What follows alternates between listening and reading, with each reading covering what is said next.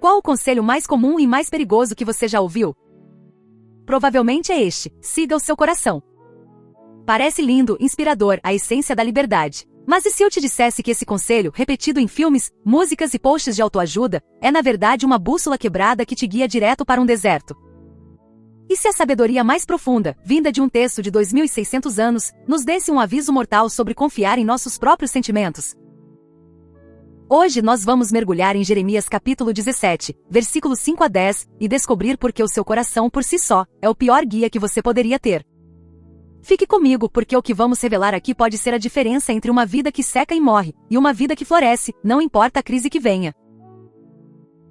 Primeiro, vamos viajar no tempo.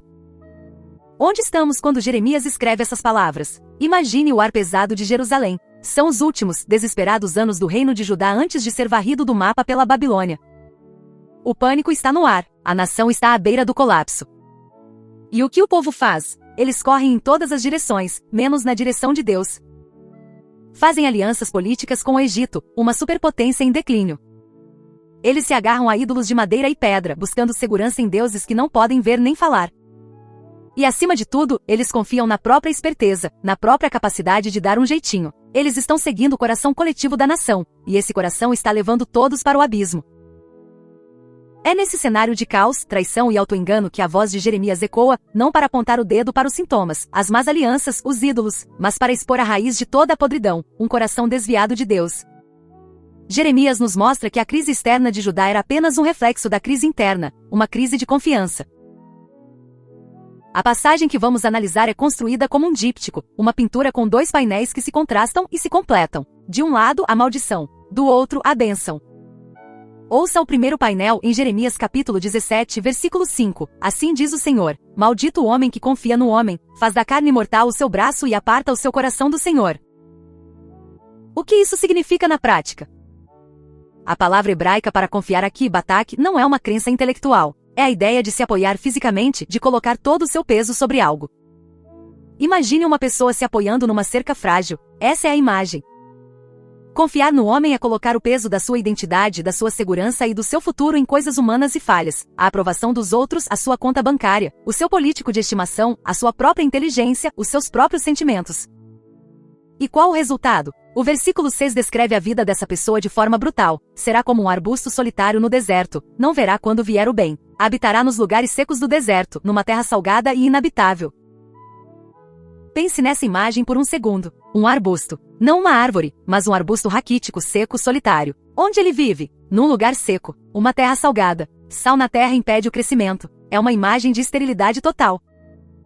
O mais trágico é a frase: não verá quando vier o bem. Sabe o que isso significa? Mesmo que chova ao redor, mesmo que a bênção passe perto, as raízes deles são tão superficiais e o solo é tão ruim que ele não consegue absorver a água. Ele vive numa condição de seca interna permanente, mesmo quando há oportunidades de refrigério. Essa é a pessoa que vive de validação externa. Quando recebe um elogio, a alegria dura 5 minutos. Quando o dinheiro entra, a paz evapora com a próxima conta. Ela está sempre ansiosa, sempre precisando de mais, sempre frágil, porque o seu apoio, a carne mortal, é instável por natureza. Agora, olhe para o segundo painel. É a inversão completa. Jeremias capítulo 17, versículo 7. Bendito o homem que confia no Senhor e cuja esperança é o Senhor. A mesma palavra para confiar, batak. O mesmo ato de se apoiar com todo o peso. Mas agora, o apoio não é uma cerca frágil, é a rocha eterna. É colocar o peso da sua identidade, segurança e futuro em Deus, em sua palavra, em seu caráter imutável. E o resultado? Veja o versículo 8. Ele é como a árvore plantada junto às águas, que estende as suas raízes para o ribeiro. Não teme quando vem o calor, e as suas folhas estão sempre verdes. Não se perturba no ano da seca e nunca deixa de dar fruto. Que contraste! Da esterilidade para a fecundidade. Do deserto salgado para a beira do rio.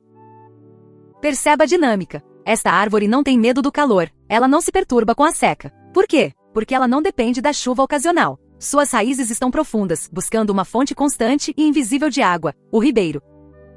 As circunstâncias externas, o calor, a seca, a crise econômica, o diagnóstico ruim, a traição de um amigo, podem ser as mesmas para o arbusto e para a árvore. A pergunta crucial do texto não é se a seca virá. A seca virá. A pergunta é: onde estão as suas raízes? O homem que confia no Senhor tem uma fonte de vida que as circunstâncias não podem tocar. Por isso suas folhas estão sempre verdes, um sinal de vida vibrante. E por isso ele nunca jamais deixa de dar fruto. O fruto não é opcional, é a consequência inevitável de onde as suas raízes estão plantadas. Depois de nos mostrar os dois caminhos, os dois destinos, Jeremias vai à raiz do problema. Por que nós temos uma tendência tão forte a sermos arbustos? Por que confiamos em nós mesmos? O versículo 9 é um dos mais famosos e assustadores de toda a Bíblia. Enganoso é o coração, mais do que todas as coisas, e desesperadamente doente. Quem o conhecerá? Vamos quebrar essa frase. Enganoso. A palavra hebraica Jacob significa tortuoso, sinuoso, traiçoeiro. É a mesma raiz do nome Jacó, o enganador. O nosso coração natural não é uma bússola reta. Ele é uma bússola que ama desviar-se para o caminho que parece mais fácil, mais prazeroso, que mais infla o nosso ego, mesmo que nos leve para o precipício. Ele é um advogado de defesa brilhante para os nossos piores impulsos. Ele nos convence de que aquela compra impulsiva é investimento em bem-estar, que aquele relacionamento tóxico é amor verdadeiro e complicado, que aquela fofoca é apenas uma preocupação. É um mestre do auto-engano. E pior, ele é desesperadamente doente. Incurável, a palavra hebraica sugere. Uma enfermidade moral e espiritual tão profunda que nenhuma terapia humana, nenhum livro de autoajuda, nenhuma força de vontade pode curar. É uma condição congênita. Por isso a pergunta retórica: quem o conhecerá? A resposta é: nós não o conhecemos. Nós não conseguimos enxergar a profundidade da nossa própria capacidade de nos enganarmos. Mas o texto não termina no desespero do diagnóstico. Ele aponta para o único médico capaz de lidar com essa doença. Versículo 10. Eu, o Senhor, sondo o coração e provo os pensamentos, para dar a cada um segundo os seus caminhos e segundo o fruto das suas ações. Aquele que nos criou é o único que pode nos ler por dentro. Sondar e provar é a linguagem de um metalúrgico, que testa a pureza do ouro com fogo. É a linguagem de um lapidador, que examina cada faceta de um diamante. Deus não olha para a nossa performance externa. Ele olha para a central de comando, o coração. Ele examina nossas intenções, nossas motivações, as raízes invisíveis de onde brotam as nossas ações, o fruto de nossas vidas. E essa sondagem não é para nos condenar, mas para nos redimir. Ele expõe a doença para poder aplicar a cura. Este diagnóstico radical sobre o coração não é uma ideia isolada de Jeremias. A Bíblia inteira canta a mesma melodia. Pense no Salmo capítulo 1, versículos 1 a 3. O homem justo é descrito como uma árvore plantada junto a ribeiros de águas. E o ímpio, como a palha que o vento dispersa, tão frágil quanto o arbusto de Jeremias. Provérbios capítulo 28, versículo 26, é direto e sem anestesia. Quem confia no seu próprio coração é insensato. Simples assim. Não é um herói romântico, é um tolo. Séculos depois, o próprio Jesus confirma o diagnóstico de Jeremias. Em Marcos capítulo 7, versículos 21 a 23, ele diz: pois é de dentro, do coração dos homens que procedem os maus pensamentos, as imoralidades sexuais, os roubos, os homicídios, os adultérios. A lista é longa. O problema não é o mundo lá fora, é o coração aqui dentro. Mas a Escritura não nos deixa apenas com o diagnóstico. Ela aponta para a cirurgia divina. O profeta Ezequiel, no capítulo 36, versículos 26 e 27, transmite a promessa mais espetacular do Antigo Testamento. Darei a vocês um coração novo e porei um espírito novo em vocês. Tirarei de vocês o coração de pedra e lhes darei um coração de carne. Porei o meu espírito em vocês e os levarei a agirem segundo os meus decretos. A cura para o coração doente não é uma reforma, é um transplante. Um coração novo, habilitado pelo Espírito Santo. E o Novo Testamento mostra como isso acontece. Paulo em Romanos capítulo 8, versículos 5 a 9, e em Gálatas capítulo 5, versículos 16 a 25, descreve a nova realidade do cristão, uma batalha interna entre a carne, o nosso velho coração enganoso, e o espírito. E a vitória não vem por nossa força, mas por andar no espírito, permitindo que ele direcione nossos afetos e vontades. Até no livro de Apocalipse capítulo 2, versículo 23, Jesus ressuscitado se apresenta às igrejas ecoando as palavras de Jeremias. Eu sou aquele que sonda mentes e corações. E ele o faz para retribuir, para purificar, para preparar sua noiva. Então o ponto é claro e retumbante em toda a Bíblia. Nosso coração natural, entregue a si mesmo, é uma bússola quebrada. Somente o Senhor pode ver o defeito, recalibrar o nosso norte e nos guiar para a vida. Apoiar-me em meus sentimentos é a receita para virar um arbusto seco. Apoiar-me no Senhor e em sua palavra é o único caminho para ser uma árvore frutífera. Ok, a teologia é poderosa. Mas como isso funciona na prática, hoje no Brasil do século XXI, enquanto rolamos um feed desenhado para inflamar nossas emoções e somos bombardeados por promessas fáceis e decisões urgentes? Qual a aplicação prática disso tudo? Primeiro precisamos urgentemente desmascarar um mito evangélico muito comum, a ideia de que sentir paz é o selo de aprovação de Deus para uma decisão. Jeremias nos adverte: nosso coração é um mestre em fabricar falsas sensações de paz. Às vezes, o que chamamos de paz é apenas alívio de ansiedade. É a paz de finalmente comprar o carro que você não podia pagar, porque a pressão do desejo acabou. Às vezes, paz é apenas fuga de responsabilidade. A paz de terminar um relacionamento difícil em vez de lutar por ele. Às vezes, paz é euforia momentânea. A paz de aceitar uma proposta de emprego com salário maior, ignorando todos os sinais de que o ambiente é tóxico e te afastará da sua comunidade de fé. Nosso coração é incrivelmente criativo para racionalizar compras por impulso, relacionamentos confusos e até votos precipitados, tudo sob o disfarce de paz de espírito. Se não podemos confiar cegamente em nossos sentimentos, no que podemos confiar? A Bíblia nos dá filtros, princípios que nos ajudam a enraizar nossas decisões na rocha, não na areia movediça das emoções. Eu chamo de o teste quíntuplo. Filtro 1. A palavra de Deus vem antes da paz. O Salmo 119, versículo 105, é nosso guia. Lâmpada para os meus pés é a tua palavra e luz para os meus caminhos. A palavra é a lâmpada. A paz é o sentimento que vem de andar na luz. Se a sua paz te leva a desobedecer um mandamento claro da Bíblia, seja sobre pureza sexual, honestidade financeira, perdão ou qualquer outra coisa, essa paz não vem de Deus. É uma escuridão disfarçada. Antes de perguntar eu sinto paz sobre isso, pergunte o que a Bíblia diz sobre isso. Filtro 2. Oração e jejum para ordenar os afetos. Muitas vezes, nossas emoções estão gritando tão alto que não conseguimos ouvir a voz mansa e suave de Deus. Filipenses capítulo 4, versículos 6 e 7 nos dá a receita. Não andeis ansiosos de coisa alguma, em tudo, porém, sejam conhecidas, diante de Deus, as vossas petições pela oração e pela súplica com ações de graças. E a paz de Deus, que excede todo o entendimento, guardará o vosso coração e a vossa mente em Cristo Jesus. A paz genuína não precede a oração, ela é um fruto da entrega humilde. Orar sobre uma decisão, e às vezes jejuar, tem o poder de acalmar as paixões da nossa carne e clarear nossa audição espiritual.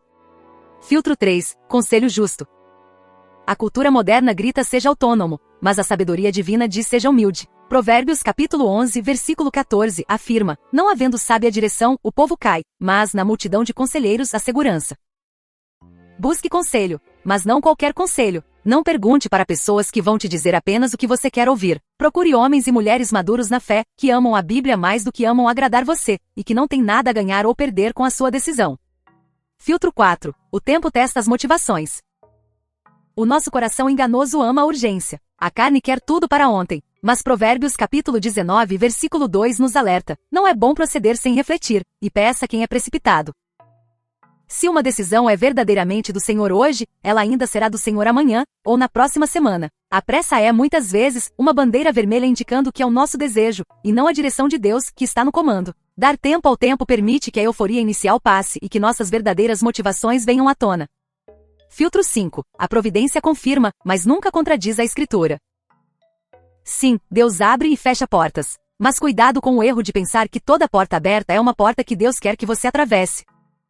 Lembre-se de Jonas. O navio estava indo para Tarsis, a direção exata para onde ele queria fugir. A porta estava escancarada, mas era uma porta de desobediência. Uma porta aberta nunca santifica uma escolha que a palavra de Deus proíbe. A providência é um fator de confirmação, mas é o último da lista, nunca o primeiro. Vamos aplicar isso. Namoro. Seu coração está apaixonado. A química é incrível. Mas submeta o relacionamento aos critérios de Gálatas capítulo 5. Esse namoro está produzindo mais fruto do Espírito: amor, alegria, paz, paciência, domínio próprio na sua vida? Ou está alimentando as obras da carne, impureza, ciúmes, divisões? O critério de Deus é santidade, não apenas química. Finanças. Você vê uma promoção imperdível. Seu coração diz compre agora. Mas o filtro da palavra te lembra de 1 Timóteo capítulo 6, versículos 6 a 10, sobre o perigo do amor ao dinheiro e o mandamento de fugir das dívidas. Praticar o contentamento hoje é um ato de adoração que te protege de decisões financeiras desastrosas amanhã. Trabalho e mudanças. Uma proposta de emprego em outra cidade com um salário 50% maior. O coração grita vá. Mas e sua comunidade na igreja local? E o caráter das pessoas com quem você vai trabalhar? E a missão que Deus te deu onde você está? Deus raramente promove alguém para longe da santidade e da comunidade. Priorize caráter e missão acima do salário. Discernimento digital. Você lê uma manchete que te deixa furioso. Seu coração quer compartilhar imediatamente, quer desabafar, mas a sabedoria te chama para desacelerar. Verifique a fonte. Ore antes de compartilhar. Em tempos de fake news, o coração inflamado é a presa mais fácil para o engano que, como Jesus avisou em Mateus 24, se multiplicaria nos últimos dias. Como transformar isso em um hábito? Ore todos os dias a oração do Salmo 139, versículos 23 e 24. Sonda-me, ó Deus, e conhece o meu coração. Prova-me e conhece os meus pensamentos. Vê se há em mim algum caminho mau e guia-me pelo caminho eterno. É um convite diário para a cirurgia de Deus. Antes de qualquer decisão relevante, passe-a pelo teste triplo simplificado: palavra, oração e conselho. Não pule nenhuma etapa. Finalmente, para grandes decisões, apercebem um papel o motivo principal da sua escolha. Depois, confronte-o com 1 Coríntios capítulo 10, versículo 31. Quer comais, quer bebais ou façais outra coisa qualquer, fazei tudo para a glória de Deus. Se a sua motivação principal não pode, honestamente, ser para a glória de Deus, não siga em frente. Agora, depois de tudo isso, você pode estar se sentindo um pouco desanimado. Se meu coração é tão quebrado, como posso ter esperança? E é aqui que a beleza do Evangelho brilha intensamente. A motivação cristã não nasce da obrigação, mas da identidade. Lembre-se do texto de Jeremias. Havia um homem bendito, uma árvore perfeita junto às águas. Quem é ele? Jesus Cristo.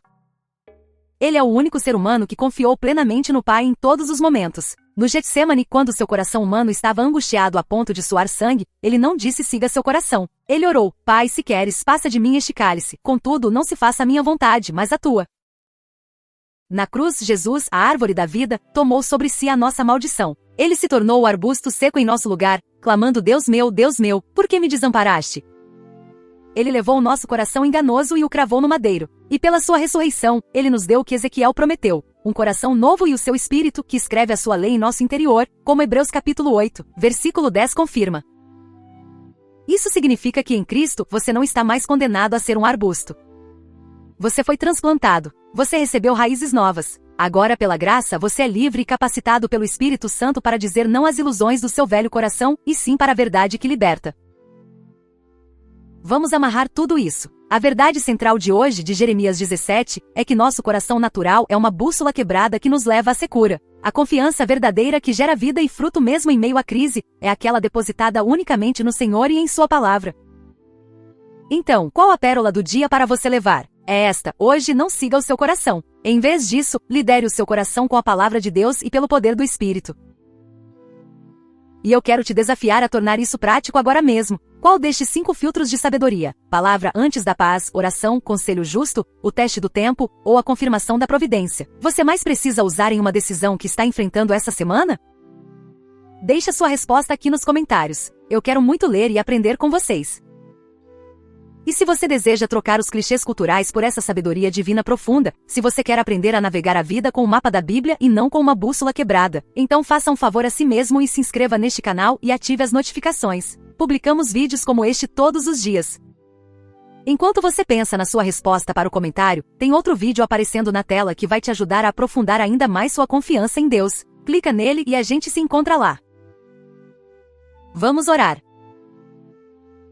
Senhor, nós confessamos que nosso coração é enganoso e muitas vezes nos desvia de Ti. Sonda-nos, ó Deus. Conhece-nos por dentro. Arranca todo auto-engano e toda motivação impura. Dá-nos um coração novo, firme na Tua palavra e sensível ao Teu Espírito. Ajuda-nos a ser como árvores plantadas junto ao ribeiro, frutíferas em meio à seca deste mundo. Guia-nos hoje e sempre pelo caminho eterno, para a glória do nome de Jesus. Amém.